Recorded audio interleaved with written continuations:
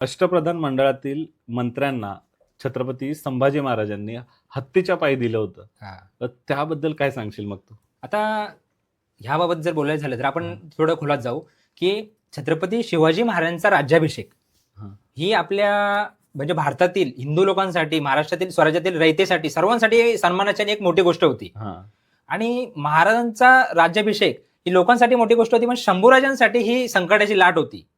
का हा. तर आपल्याला हे माहिती आहे की शंभूराजांच्या म्हणजे लहानपणापासून असं आपण जर शंभूराजांचा इतिहास जर वाचला हम्म.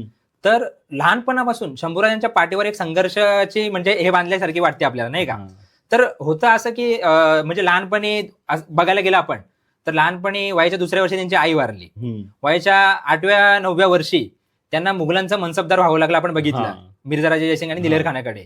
पुढे लगेच एक 6-7 महिन्यात म्हणजे एक 9 वर्षाचे असताना त्यांना आग्रा भेटीचा प्रवास हा. हे सर्व बघावं लागलं. हा.